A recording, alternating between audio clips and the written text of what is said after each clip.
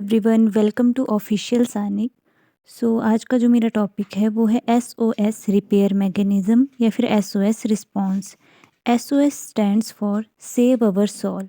Save our soul मतलब अगर कोई भी डैमेज हो जाता है डीएनए में तो ये बचाता है उस चीज़ से। सिवियर डैमेज हो जाता है तो उससे भी, तो इसलिए इसको बोलते हैं सेव अवर सोल। इसे एमरजेंसी रिपेयर भी कहते हैं, बाईपास रिपेयर भी कहते हैं। अब इसका मैकेनिज़्म क्या है, कैसे होता है ये?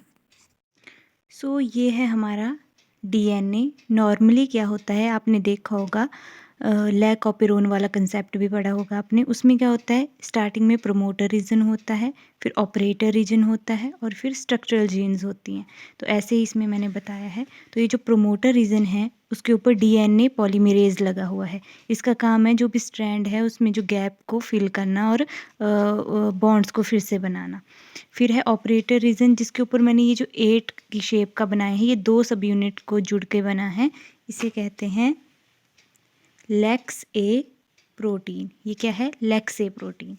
और उसके बाद ये जो मैंने ये डार्क पैचेस दिखाए हैं, ये है हमारे डीएनए में अगर कहीं से डैमेज हो गया है, यूवी लाइट से हो गया है, किसी भी चीज़ से, एनवायरमेंटल फैक्टर से हो गया है, जो जो बाकी रिपेयर मैकेनिज़्म है वो इसको ठीक नहीं कर पाए, तो हम फिर लास्ट में जाते हैं एसओएस के पास। अब एसओएस इसको कैसे ठीक करेगा वो हम देखेंगे।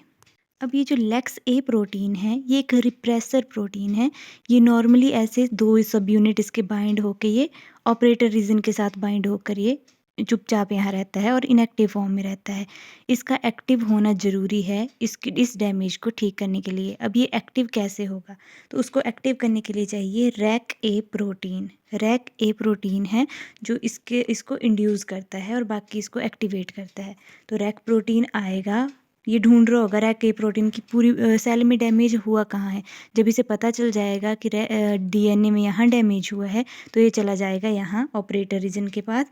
ये लेक्स ए प्रोटीन के साथ बाइंड कर जाएगा। जैसे ये मान लिए ये रैक ए प्रोटीन इसके साथ बाइंड कर गया, तो रैक ए प्रोटीन कन्वर्ट हो जाएगा रैक प्रोटीएज में। रैक प्रोटीएज में ये कन्वर्ट हो जाएगा और इसको, इसके 2 सब यूनिट को ये बिल्कुल अलग कर देगा, तोड़ के ऐसे अलग कर देगा। और ये 2 सब यूनिट हैं ये जाएंगे अब डैमेज रीजन के पास, और ये डैमेज रीजन के पास जाके क्या होंगे, बाइंड हो जाएंगे इस तरह। अब ये जब इसके साथ बाइंड हो जाएंगे तो इसके अंदर कुछ प्रोटीन होते हैं जो क्या करते हैं, इसको ब्रेक कर देंगे, डैमेज्ड रीजन को ब्रेक कर देंगे। जब ये ब्रेक डाउन हो गया तो यहाँ क्या बच जाएगा, गैप बच जाएगा। अब फिर क्या होगा, ये तो ब्रेक हो गया, डीएनए डैमेज डीएनए बाहर निकल गया, तो डीएनए पॉलीमरेज है ये अपने यहाँ प्रमोटर रीजन में रहता है।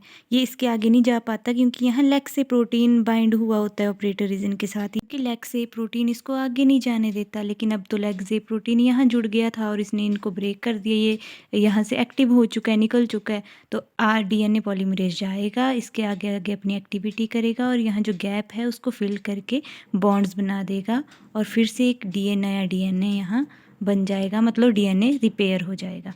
तो ये था हमारा एसओएस रिस्पॉन्स का मैकेनिज़्म।